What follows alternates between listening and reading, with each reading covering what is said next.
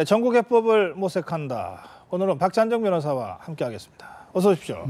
안녕하십니까? 예, 지금 박근혜 대통령이 방미 외교 중입니다. 예, 이제 오바마 대통령을 16일날 만나기로 되어 있고요. 뭐 한국전 참전 비에 헌화도 하고 또 한미 우회 밤 행사도 치르고 펜타곤 방문도 한답니다. 지금 박근혜 대통령이 방미 외교를 어떻게 평가하십니까? 한미 우호 관계, 한미 상호 방위 조약에 근거한 한미 안보를 기본으로 한 우리 국익을 지키는 것. 예. 이것이 당면하고 있는 우리의 기본 자세가 돼 있고 예. 그것을 강화해야죠. 이것은 김대중 대통령 때도 그랬고 노무현 대통령 때도 그랬고 일관되어 왔어요. 말은 무슨 반미 자주하다 이런 거 기분에 따라서 얘기했지만 그 근본을 어떻게 훼손할 수는 없는 것이지요. 그 중국과의 관계도 이번에 9월 3일 날 전승절에 참석해서 이게 미국 조에 일부 오해가 있을 수도 있으나 그 중국하고 우리하고 관계도 중국은 이번에 북한에 그 10월 10일 날 그 서일 5위를 보냈잖아요. 그 이윤산, 류윈산 보냈는데 중국은 북한하고 관계에 있어서 밧줄로, 그게 안 되면 새끼줄로, 그게 안 되면 이 가느다란 실이라도 붙들고 있으려고 그러고 한국하고는 가까워질 수 있도록 가까워진다 이거지. 그리고 그것이 한미 우호 방위조약 기반 위에 서서 있다 하더라도 중국은 또 그렇게 할. 그럼 우리는 또 그게 응하고. 알겠습니다. 예. 이 미국 사람들이 우리 대한민국에 대해서 갖는 생각이 이제 이 한미 관계도 이제 부침이 있었으니까 그렇게 썩 우호적이었던 것만은 아니었던 것 같습니다. 그런데 최근 미국에서의 조사를 보니까 한국에서 전쟁이 날 때 참전하겠느냐, 절반 가까이가 참전해야 된다 이렇게 답을 했답니다. 우리 입장에서는 뭐 절반밖에 안 되냐고 그럴지 모르지만 미국 입장에서는 그 굉장히 높은 수치라고 그러거든요. 그러니까 대한민국에 대해서 미국 국민들의 호감도가 상당히 높아졌다. 지난 몇 년 사이에 뭐 그런 평가를 하는 사람들이 있더군요.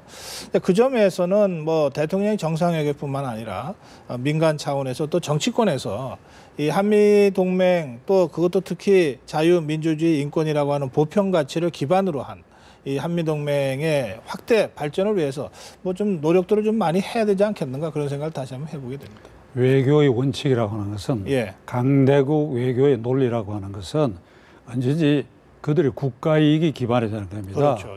국내 정치에서 그 나라의 지도자가 거짓말하면 문제가 되지만은 그 지도자가 그 국가 이익을 지키기 위해서 외국과의 관계에 있어서는 안면 몰수하고 거짓말해도 되고 그게 강대국 논리예요. 아니 그런 거 역사적으로 따지면 1905년에 이 태프트 미 국방장관과 이 일본의 총리 가스라하고 밀약을 한 게 있지 않습니까? 예를 들자면 그 역사적으로 그런 걸 우리가 다 생각을 하고 우리의 국가 이익 추구를 위해서 이게 말하자면 영리하게 뱀의 가슴, 여우의 눈으로 그러니까 그 국가 이익을 추구해야지요.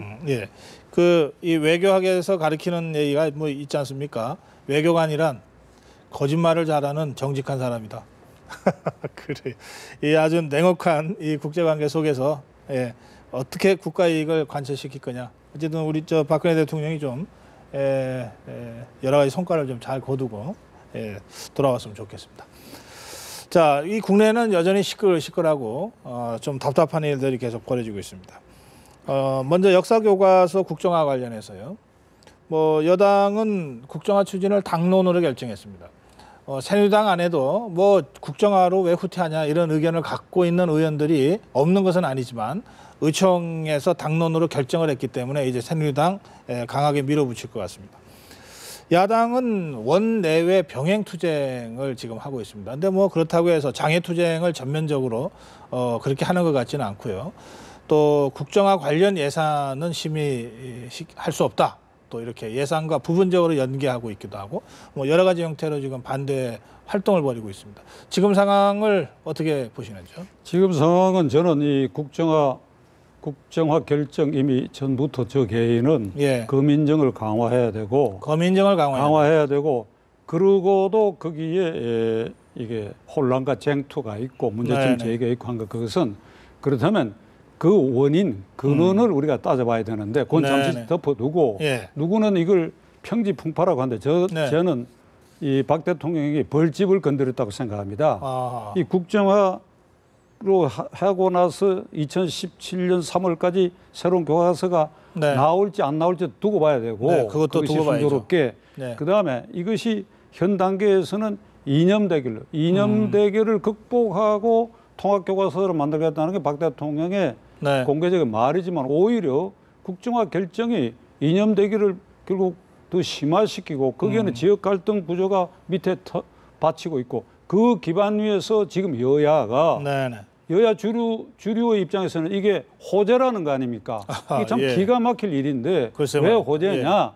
야당은 야당대로 네. 이게 당내 갈등을 이렇게 수습한다 그럴까? 이거 이제 더구나 뭐 이 이 야권 눈을 벌릴 수 전체가 있게 되고. 야권 그러면 전체가 하나로 되는 그렇지 여당도 똑같은 논리로 지금 그 안에 여러 가지 문제가 뭐 보수 있는데 세력 청결집. 예.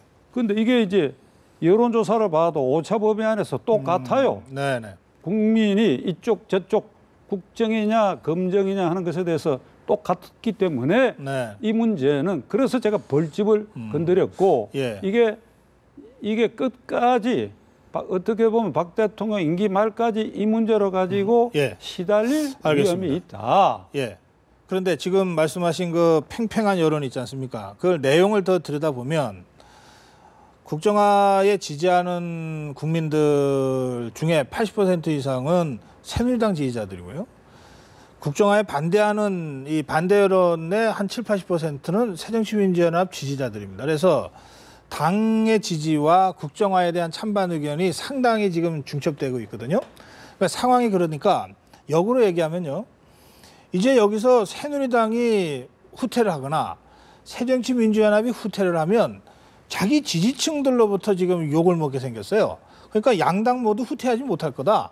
이 지지의 성격을 놓고 보면 그런 생각이 들어요. 후퇴할 필요도 없고 예. 이게 아주 잘 됐지요. 아, 그러니까 고정 지지층을 이제 확 완전히 결속시키니까 제가 아까 말씀드렸지만 지금 이것은 어찌나 그러면 결국 고정 지지층이라는 게 전라도 경상도로 크게 대분되는 것이니까 네. 이 지역 갈등 구조를 아주 심화시키게 돼가지고 굉장히 우려할 일이다 이거죠. 그러니까 이 뒤에 제가 결론적인 부분을 먼저 이렇게 말씀하십시오. 말씀하시니까 예. 앞에 끌어내서 얘기를 해야 되겠는데 먼저 말씀하십시오. 예. 저는 박 대통령에게 네. 이렇게 말씀드리고 건의드리려고 합니다. 측근 참모들도 제 얘기하면 귀를 기울여 주시기 바랍니다. 이게 왜 이게 갈등 구조에 이게 몰입될 수밖에 없는가 하면 네.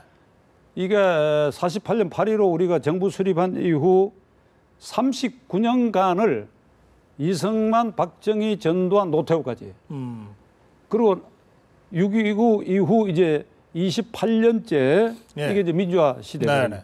그러면 지금 현대사에서 문제되고 있는 부분 이거는 앞에 39년이 문제되는 거예요.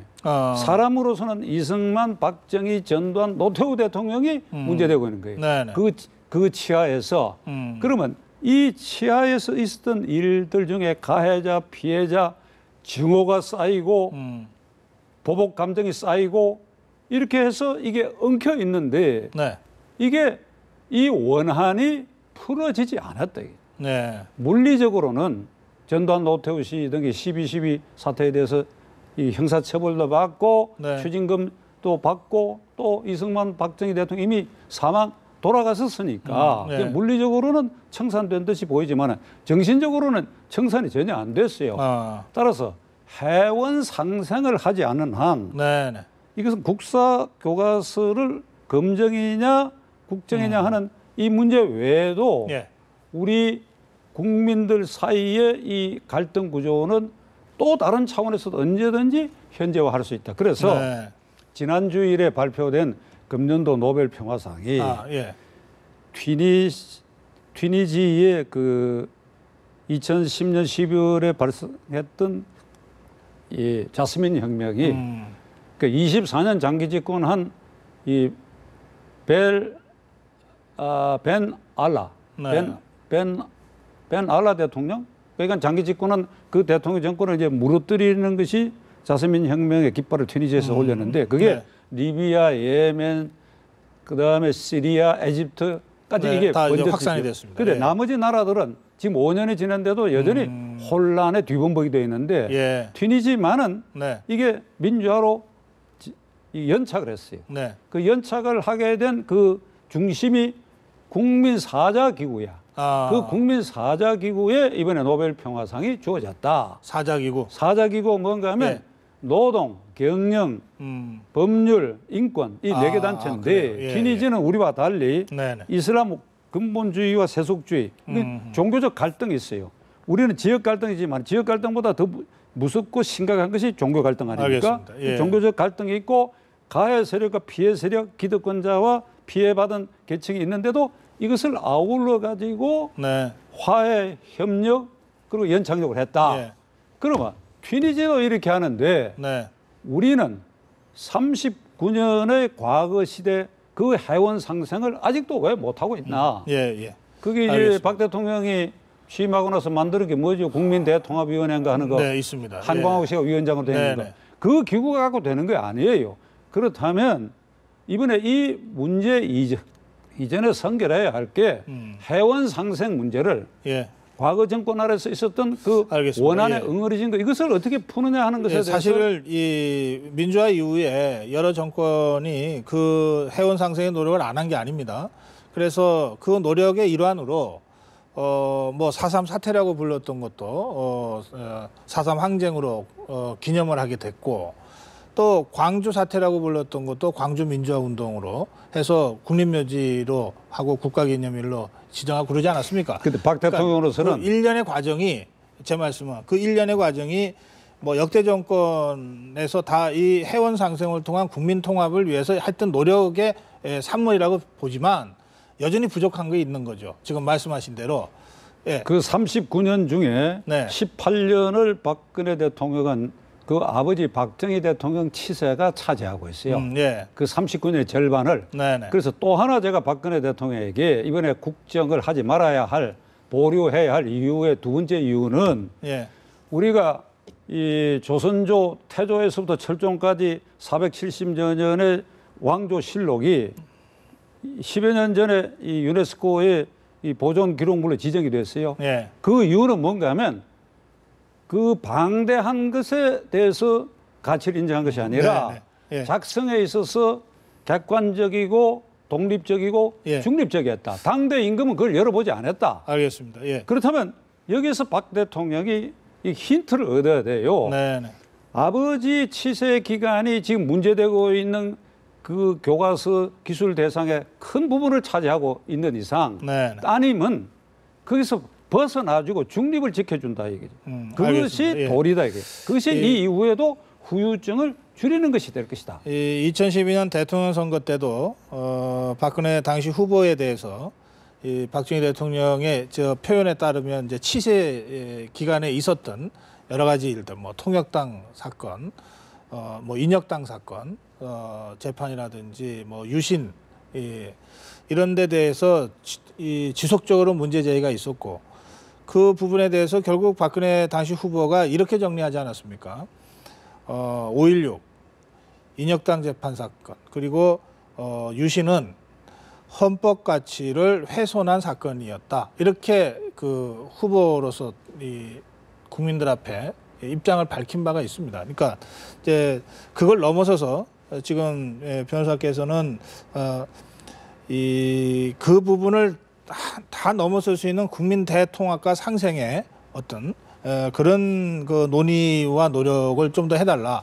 하면서 본인은 국정화를 교과서 문제에서는 뒤로 할 게 빠지고 아니라 하여튼 그리고 그렇게 또 하나 지금 힌트는 제안을 하셨습니다. 2013년 예. 11월에 박 대통령이 이 취임한 이후에 그 새누리당 예, 여의도 알겠습니다. 예. 연구원에서 낸 게 뭔가 하면 국정원 반대를 의견으로 오늘 냈는데 조금, 이유가 이게 간단하게 예. 자유민주주의 기본 이념에 반하고 국정으로 한다고 하는 것은 그다음에 특정 정권을 미화할 우려가 있다. 알겠습니다. 그러니까 이게 딱 여당의 그- 연구원에서 나온 거예요. 그런데 지금 저 박근혜 대통령이 이 교육부 장관 고시를 통해서 국정화를 하게 된 이유 중에 하나가 이게 교육 현장에서 이른바 이 작용화된 교육이 무분별하게 걸러지지 않고 이루어지고 있다라고 하는 이 일각의 문제 제기도 상당한 역할을 한 것 같습니다.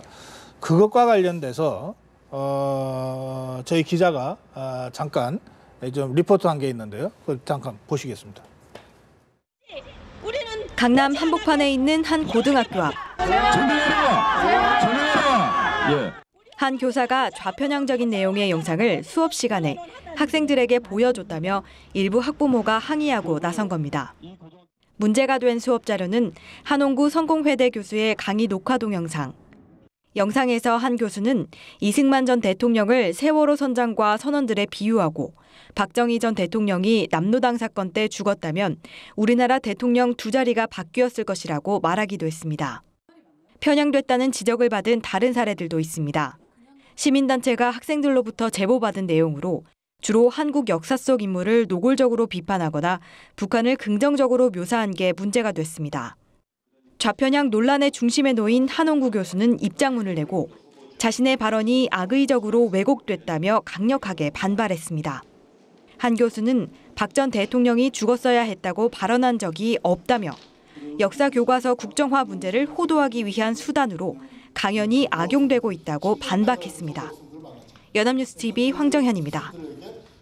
네, 지금 뭐 교육 현장에서 저런 일들이 벌어지고 있는 모양입니다. 어떻게 보십니까? 그러니까 완강한 이를테면 국정화 반대 저항 세력이 있고 사람이 있다고 봐야지요. 예.